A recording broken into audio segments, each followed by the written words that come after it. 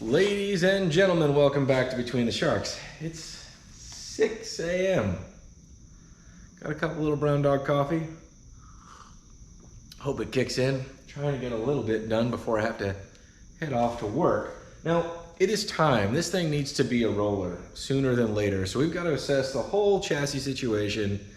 What you see is more of a collection of junk parts I have picked up over time, not so much a reflection of a plan. However, I don't think we're terribly far off, but I think we need to kind of think through it from front to back, decide if we're going to adjust anything that we've already got on there, build a plan for moving forward, and start moving forward. So let's hope this coffee kicks in. We'll put on our thinking caps and dive right in. Welcome to Between the Sharks.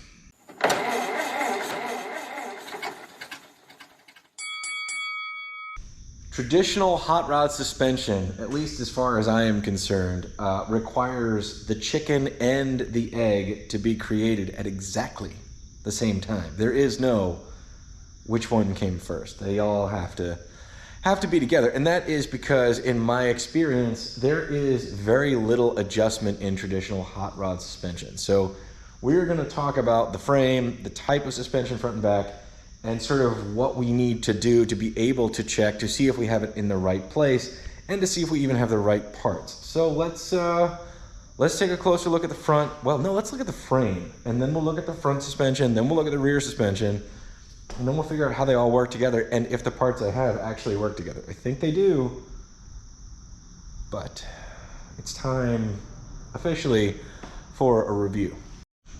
All right, first things first, we are running a stock Model A frame.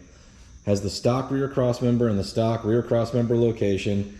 It has been boxed where, you know, stock Model A frame really is a C-channel frame that's built to flex. For the last 250,000 years, all hot rod building has, you know, basically people weld a plate on the inside to stiffen the frame so it doesn't flex. It was designed by Ford to flex over really bad roads. As soon as you start adding horsepower and whatever, you want the flex to be more in your suspension only.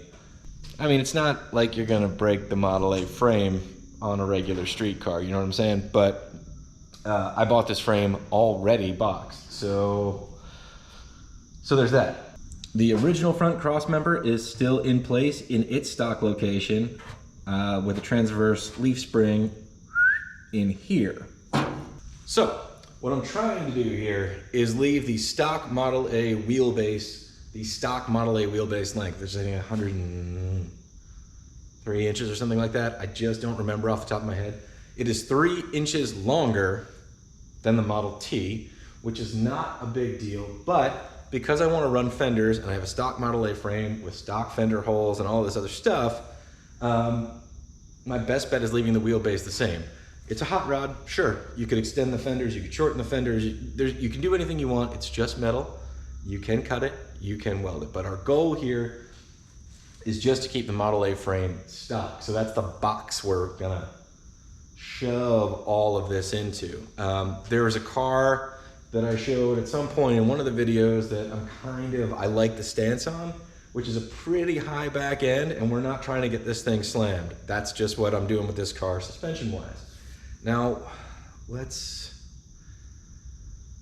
dive into what all of that means. Front suspension is totally standard, traditionally type hot rod stuff. It's a dropped axle, modern super pedal drop axle with split wishbones, which are the stock front suspension holder in placers from Ford with these ends here. Now this is just mocked up because we're about to talk about, you know, just kind of the geometrical theory on that, but I wanted you to sort of see what I'm running so we can discuss from here on out. All right, gang, we are gonna employ some kindergarten grade arts and crafts here because I need to walk myself through this to make sure I'm accounting for everything, and I may as well take you guys through the motions. So the blue tape is gonna represent our ground. We're gonna put some, like, you know, we'll put like a happy tree in here for Bob Ross representation, so we understand that this, you know, is indeed Earth. Bam. All right, so I've made us a white wall tire These dots represent the side view of our dropped axle, and this represents a wishbone, a hairpin, whatever you want, and this is where your heim joint or tie rod end goes. We need to adjust the earth just a little bit because we don't always get so lucky to where the road is just as flat as we want it to be. All right, gang, I'm gonna do my best to walk through this because I need to understand it as well. The basic theory is that this is going to be at a fixed point on our frame. Let's just give this a line here, relatively speaking. And the reality is that with a transverse spring setup, our spring is gonna be centered over the axle in this case, but it works if this is in front of the axle or behind it. So this is our spring line that is parallel to our fixed point, right? They're in the same situation. Now, as you go over a bump, the wheel doesn't get to just go up and down like that because the thing that's holding it in place is actually this point back here. So what's happening is every time you go over a bump, you're actually creating a bit of a radius. Every time you hit a pothole, that radius continues on. So basically, even though we have our spring parallel to our fixed point, we have a little bit of push and pull going on because the wheel, by the nature of the suspension setup, is kind of moving a little forward and a little backwards every time it moves. So at its neutral position, if you get the wishbone or the radius rod parallel to earth, then that is the wheel's furthest point outwards in the arc. Then every time you hit a bump, it sort of goes back towards the car and then returns to neutral. Every time you hit a pothole, it goes back towards the car and returns to neutral. If you start with this not parallel to earth, let's say it's running uphill, it's actually pushing outwards first and then gets pulled back towards the car. If it's not parallel to earth and it's an up angle, if you hit a pothole, it's just coming back further towards the car, right? So basically, you're asking for the axle to twist more to compensate for the spring trying to hold it in this line if you are not centered at a neutral position when you start, right? Like you want the neutral position to be at the furthest point out so that the travel up and the travel down are equal. Fine, we can accept that, we can understand it. Now let's complicate literally everything. The thing is, this point is attached to a frame. So this black line represents our frame on the car. So let's go ahead and put our car floating over the ground. Let's go ahead and put our wheel at neutral. That means that our mount needs to drop down off the frame like so. We need a hole here, and there we go. That way our wheel can travel from its neutral position up and down if we hit a pothole. Bam. Ultimately, the thing keeping this parallel to earth, if we get it right, is its mount to the frame. The rear end is a very similar situation. If I have a rear tire with a rear axle, with the yoke coming out, right, where the drive shaft goes, oops. I like this pinion angle, as it's called, to be 3 degrees. Just make a note over here, 3, come on now, 3 degrees up. Then I make my engines 3 degrees down. We'll talk about that eventually. But with a transverse rear spring, it's the same situation as the front. Our spring will come up off the axle and go into the cross member attached to the frame. That's all fine and dandy. If our frame is level and we set the spring at 0 degrees relative to earth, like straight up and down, and our pinion at 3 degrees up, we are in good shape, assuming our frame is level. But what if we want to do a little bit of a rubber rake where we put the rear tire is bigger than the front tire, and suddenly our frame rotates upwards a few degrees? Well, this spring is going to follow with it, and it's going to stay somewhat straight into this pocket in the cross member. So the axle will actually have to rotate this way to accommodate that, and our 3 degrees now becomes not 3 degrees. We sort of know all of these parts and pieces. Let's just review. What we want is our wishbone to be parallel to Earth.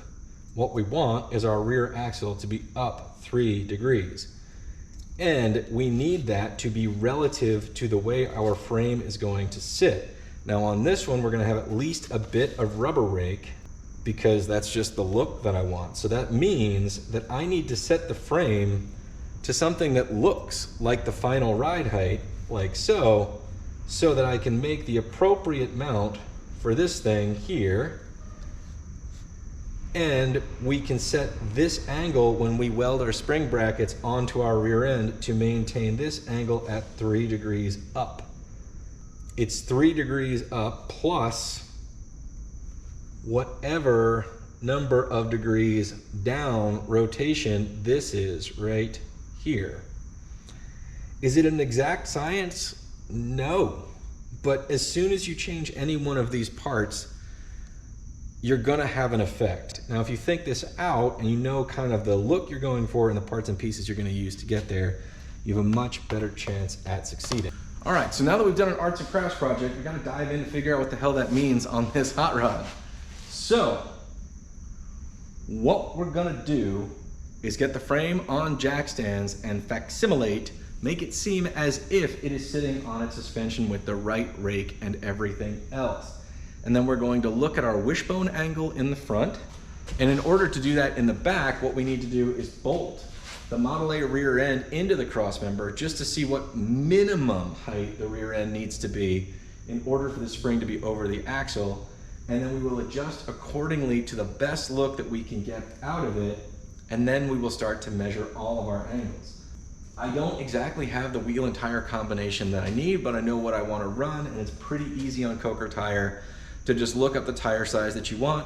You can find the diameter, and basically we can measure from ground to the center of our spindle in the front or the center of our axle in the back to create all of these things relatively correctly. Is it the world's worst thing if you don't get this right? No, not really. But if you're building a car, you got to build it anyway, so we may as well do this. So let's practically apply this information and see what we get. So the front suspension starting point, I've got a monoleaf transverse spring somewhat bolted into the cross member. You can adjust the height on these things by just adding spacers above the spring. I don't love this setup, but it came with the frame, so we're just kind of working with it for right now. Now the wishbones are split and running backwards. They're clearly running uphill. I just got them temporarily placed there. So all of that is going to have to change and adjust. All right, so this is our Ford 9-inch from the How to Choose a Rear End video, and here is our Model A spring. So I've got to get this thing up into this cross member because the spring height is something that we just have to contend with. I did pull one leaf out already and bolted the old grill back together. This is a reversed I spring, meaning these go up instead of down. That should lower the car about 1 inch. And yeah, we need to get it in there because this height, basically the height from the top of our spring to our eye is fixed. There's nothing that we can do about it. And we will need to weld mounts like so onto our 9-inch rear, and that's it. Basically, our distance from our axle to our cross member is going to be somewhat fixed by our spring height. So we may as well go ahead and get that bolted in place just so we're working within those parameters. All right, fellas, let's take a look-see. So I have the spring clamped in there. The center bolt is lined up with the center bolt hole. There we can see our spring floating over the axle that's just kind of sitting there dead. It appears higher on this end, but that tire is flat. Now, the spring hangers that we are going to use are roughly, puts the shackle 2 1/4-ish off the axle. And that's basically the bare minimum for a 2-inch shackle to get the movement that it needs. Remember, the spring eye will be around this one, so this can't be lowered. It just, that's what it is. All right, so right now the car suspension is unloaded. So meaning that most of the weight is being carried by jack stands in the back. It's semi-loaded in the front, so that's actually kind of right. So the back is likely to come down about an inch or two when it's, probably about an inch when it's loaded, but we're gonna run a bigger tire size, something closer to that one, so it's gonna go back up an inch. So I'm calling that a wash. Right now, the rake is at roughly 4 degrees on the frame. So we can actually adjust everything to that, assuming that this is just the stance and just the ride height we like. Honestly, I'm pretty into it, but there is one thing I need to do. You know, I think it looks pretty cool, so I'm down, but there is something we need to address, and that is because we're running fenders and all of that stuff, even if we weren't, we'd have to address it. I need to bolt that Model A fender on or get it mocked up again and make sure the wheel isn't way too low in it. I want it up in the wheel well to a degree. It needs to look right. And if that's the case, then the front end can stay just where it is, but the back end is gonna have to come down a little bit. So what I've done here is I pulled an 820-15, which if we have to run 15-inch tires, it's gonna be pretty close to this diameter. We'll run a different size, like a 720-16 if we run 16-inch wheels, which is kind of what I want to do, but they're hard to get the tires for right now. Long story short, similar diameter. So remember, the assumption we're making is that the weight of the car is not on that spring. So when it comes down, I'm calling that equal to the amount this tire is going to raise the rear axle. So I'm calling it a 1-to-1 assumption at the moment. However, that means in order for this to work, because I want the fender to live in that body line where it's supposed to, we have got to bring this rear end down somehow, which will change the angle of the front because, well, and that will change the angle of the frame because the front is about where it's gonna be. Meaning the only way this angle would stay the same is if we brought the front and rear down at the same degree. So let's put the old measuring tape on it. Holy smokes. I mean, I'm seeing 5 inches it's got to come down. So that's a whole lot because we want this tire tucked up into the fender just a little bit, and we have more than enough room, or just below it maybe, just below it, probably 5 inches. And that will give us the inside of the fender to be our suspension travel for the rear end to go up and down, which this fender is roughly probably 3 inches tall to the inside. So that's full travel. So the edge of our tire being at the edge of this lip is, you know, probably where we need to be, which it's about 5 inches. That's a lot, guys. That's a whole lot. I guess this is why everybody uses the Tech Smith or the Tardell Z, meaning, relatively speaking, if we raise this cross member 5 inches up into the body here, we'll effectively lower the whole car 5 inches. But I'm gonna think on it for a minute. I'll let you know what I come up with post thinking. But hopefully coming along the journey for the problem solving is gonna help you guys plan your hot rods, you know, a little better.